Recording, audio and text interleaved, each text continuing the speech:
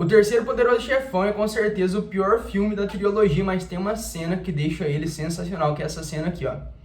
O Michael, numa atuação brilhante do Al Pacino, consegue refletir bem aquele sentimento de se ver próximo do objetivo e logo no instante seguinte se ver jogado novamente na estaca zero. Eu acredito que esse sentimento é muito paralelo, muito semelhante com aquele das pessoas que por 1, 2, 3 pontos, por 1, 2 vagas, ficam de fora da Universidade dos Sonhos e são obrigados a estudar durante mais um ano. Hoje eu queria falar um pouquinho com vocês que já passaram ou que vão passar por isso, sobre como encarar esse fato, como você encara isso que aconteceu e que, querendo ou não, é inevitável, e como, tecnicamente, voltar a estudar no ano seguinte para garantir que a sua aprovação virá. Fala pessoal, eu sou o Matheus Custódio, dono desse canal, e hoje a gente vai falar um pouco sobre esse tema tão pertinente, que é o que fazer depois de quase passar. A primeira coisa que a gente precisa entender é que depois de um longo ano de preparação, depois de um ano de milhares de exercícios feitos, horas dedicadas naquilo, você percebe teu progresso, você percebe tua evolução, percebe que, querendo ou não, você está ali na faixa de acertos que precisa para ser aprovado e por uma fatalidade, por uma eventualidade, você fica ali de fora por 2 ou 3 vagas, por 2, 3, 4, 5 pontos. E o que acontece é que essa sensação é tão ruim para a gente justamente porque durante algum momento, ao longo dessa preparação, a gente sentiu que tinha o controle, a gente sentiu, olha só, agora eu estou preparado para passar.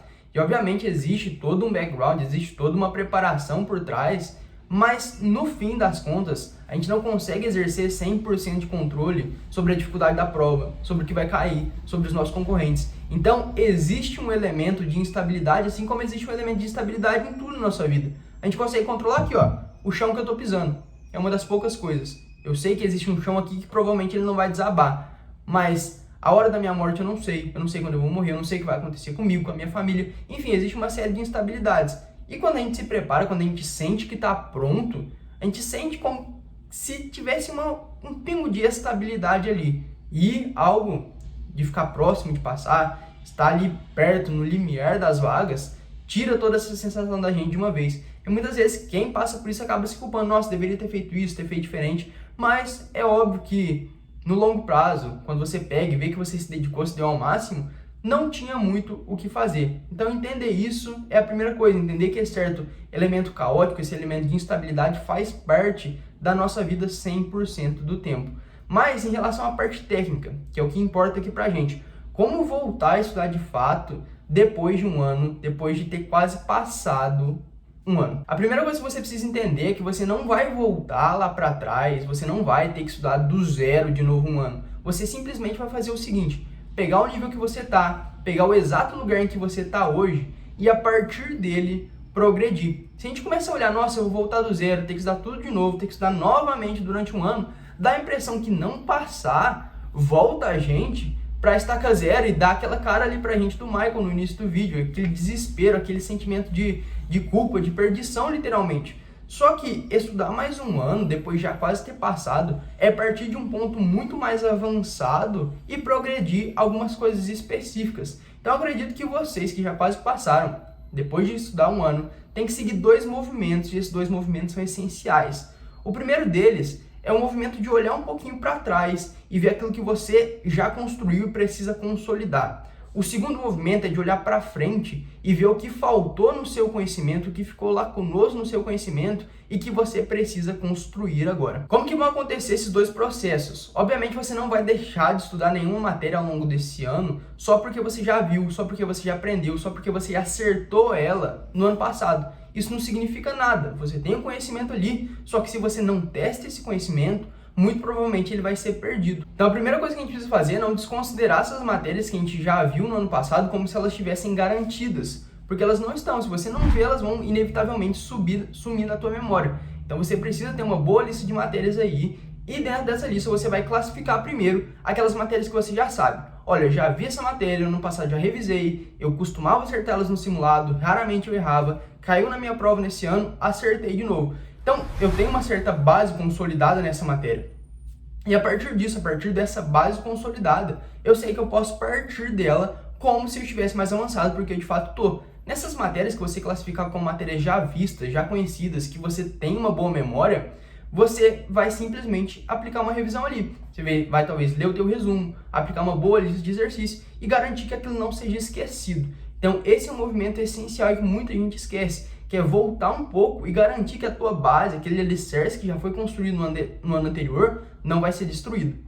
Concomitantemente a isso, a gente precisa também construir e reparar lacunas. Obviamente você já quase passou, já foi bem, tem um nível bacana, só que sempre há algo para melhorar. Então você precisa olhar um pouquinho para o teu estudo, olhar para o teu estudo do ano passado e ver quais eram os teus erros mais frequentes, quais que eram as causas desses erros e como que você pode, tanto em conteúdo quanto em prática de prova, quanto prática rotineira de estudo, melhorar essas lacunas, certo? Um exemplo aqui para vocês, para que fique um pouco mais concreto, tanto do primeiro caso quanto do segundo.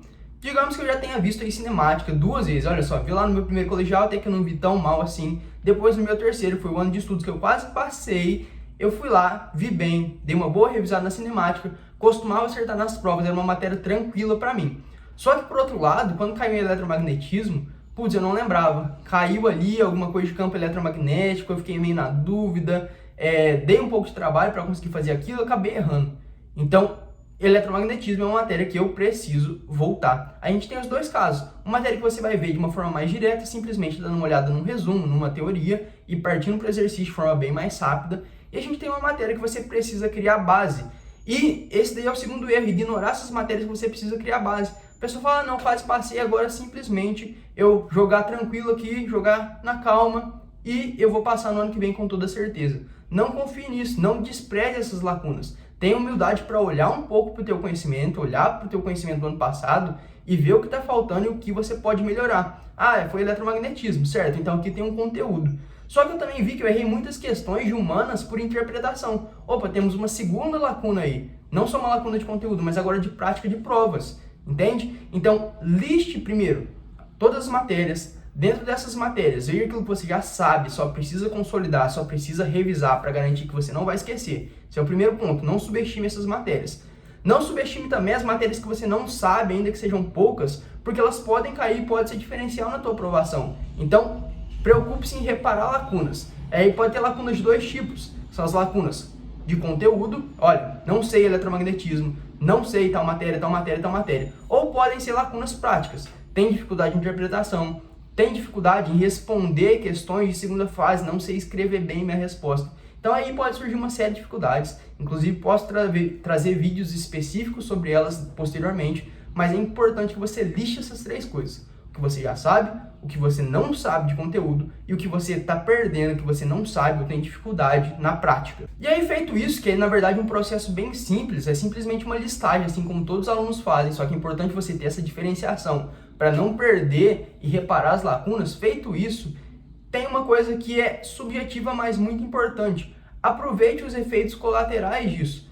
Talvez na hora você pense, nossa, que merda, olha só, a última coisa que eu queria que tivesse acontecido na minha vida é ficar a uma vaga da universidade que eu queria, ficar 5 pontos da universidade que eu queria. Era melhor ter ficado 20 que eu estaria mais feliz. E de fato, às vezes dá esse sentimento na gente. Só que aproveite os efeitos colaterais. Aproveite que você pode se especializar no modelo de prova, que você pode ficar bom nisso, que você pode desenvolver ao longo desse ano outras habilidades, que você pode praticar aí a tua disciplina, a tua resiliência. Então, veja tudo isso, toda essa prática, como efeitos colaterais positivos. Obviamente, eu sei que dá vontade de você passar por essa tela que me dá um murro, falar, cala a boca, o que você está falando? O que você está falando? Queria ter passado, agora vou ter que estudar mais um ano. Mas, sério, aproveite os efeitos colaterais. Tire vantagem de mais um ano de estudo para amadurecer, para desenvolver a tua disciplina, para melhorar no teu modelo de prova, para tapar aquelas lacunas que você não sabia. Considerando esses percalços como algo do qual você pode extrair uma coisa positiva, você vai ver muito mais sentido naquele ano de estudos. Você não vai ficar todos os dias, nossa, poderia estar na faculdade, poderia estar na faculdade, poderia estar na faculdade. Porque se você entra nesse ciclo, você vai ter dois movimentos. Ou você vai achar que já está garantido e porque quase passou, você vai passar no ano que vem.